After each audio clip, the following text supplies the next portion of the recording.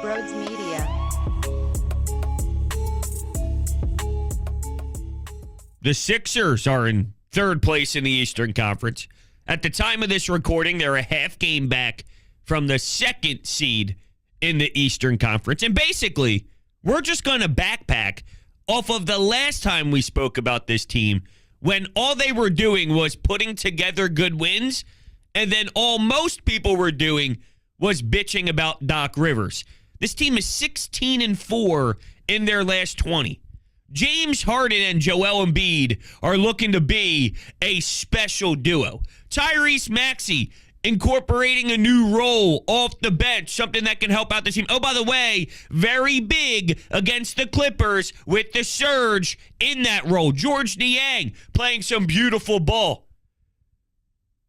It feels as if what they're doing isn't really getting the respect that it deserves, because there's a focus on one man. And I'm going to be honest with you. I'm a little shocked on how brutal it is, even knowing how we treat NBA head coaches in this city.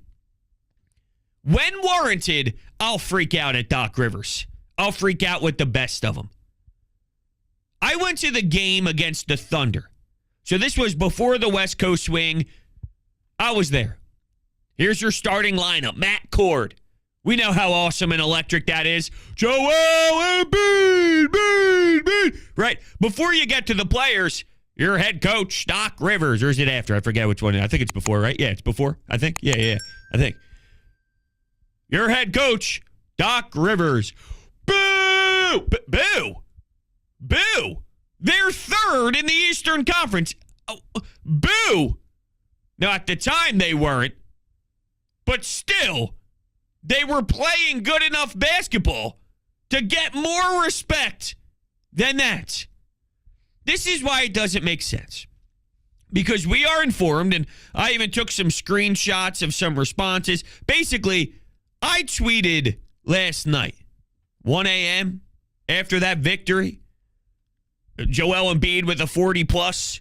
Joel at the end of half hitting a three. Huge block before Niang in the fourth quarter. Tobias, 5 steals. Tobias, 20 points. Maxey, explosive with some buckets of his own. But anyway, I tweeted this. Sixers just continue to win. I can't process how Doc gets treated as if this team is underachieving. And then in parentheses, he has his flaws, and I'll criticize when warranted, but there has been way too much complaining this season. Now, of course, you figured that there would be some responses, and here is one from Tim. You remember 2020-2021 when Doc finished high in the standings, then they lost to the Hawks. Well, you had to play basketball with a guy who's unwilling to shoot the basketball. That's 5-on-4 in the NBA postseason.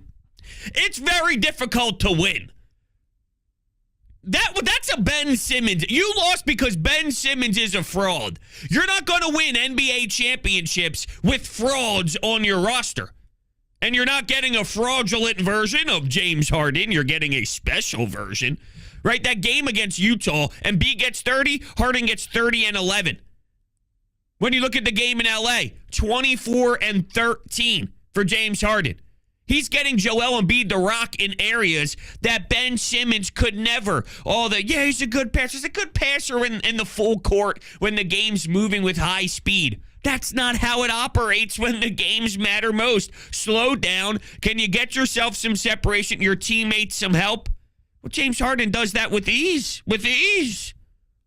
Anyway, I don't put too much emphasis on the regular season, just so they can get jacked before the conference finals. If we rated regular season success, we should have kept Brett Brown. Okay, so to that point, if you feel like the regular season doesn't matter, which is what we hear from a lot of people, you can't pick and choose when this happens. What I mean is, if the wins don't matter, you can't say the losses matter. How does that work? So all the losses you could be pissed off at, And all the losses, you could point the blame everywhere. Even though that OKC game, Matisse Thybulle in 11 minutes was minus 27 and 0 points. He's got one job because scoring the basketball isn't part of his duties. Which, by the way, he didn't do that either. So he can only do one thing on the basketball floor. And he went minus 27. Let me say that one more time. Minus 27 in 11 minutes. Which is outrageous. And that's a player issue, by the way. Like, yo, dude, you're not good enough to improve your game at all. So the one area that we are going to utilize you in, minus 27 in 11 minutes. You can't look at just the losses and value them and be all outraged all day long and then say the wins don't matter. It's either you are caring about the results in the regular season, wins and losses, or none of it matters. Because at that point, right? I'm just gonna pick the ones that make the most sense for me. They're gonna win 55 games, but let's react to the difference in losses. I could do math, but I'm just too lazy to. It's just odd for me. I'm just trying to be fair. Do I have questions about Doc Rivers? Yeah. Yes, I do. Are there legitimate reasons to have questions about Doc Rivers? Absolutely. 16-4 in 20 games. And right now a half game back of the second seed in the East. What are we doing here? And I love this one too. Milwaukee is a little banged up. Brooklyn doesn't have Kevin Durant. So these games don't mean as much. Oh, I've gotten that too. Hold on a second. Once again, let's pick and choose when it matters to your side of things. The Sixers didn't have Tyrese Maxey for a long time. The Sixers didn't have James Harden for a long time.